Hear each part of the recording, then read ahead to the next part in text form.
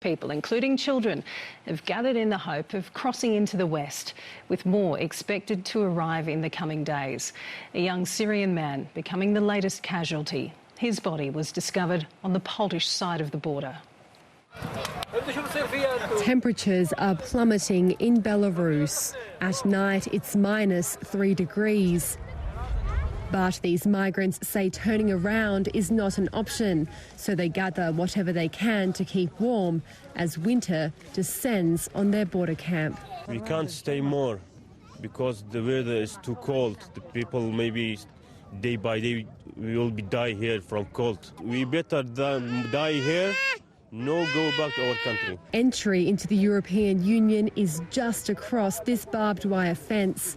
And despite Poland deploying 15,000 troops to the border to keep them out, for the 2,000 migrants, many of them Iraqi Kurds, they remain hopeful for what they call a better life. I would tell all those thinking of coming here to do it, because there's no future or security in Iraq. So bear the difficulties of the journey for a month or two, for a week or two, instead of continuing to suffer in Iraq for years. On a walk through the forest within the Polish-Belarusian exclusion zone, discarded clothing, food and Belarusian money suggests some migrants have made it across.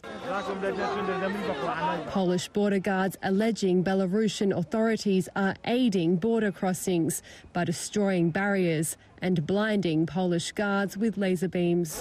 While Poland accuses Belarus of encouraging a surge in migrants and of establishing a permanent camp, the Russian president instead points his finger at Western countries, who he says are responsible for the wars in Iraq and Afghanistan.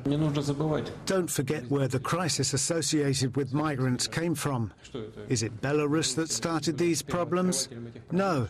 These are causes that were created by the Western countries themselves, including European countries. Meanwhile, Belarusian leader Alexander Lukashenko skating on what some may call thin ice, brushing off the threat of new international sanctions. Go back, go back. But for those along the border, it's about survival. You see people who suffer, who starve, so it's just, really, really hard to see it.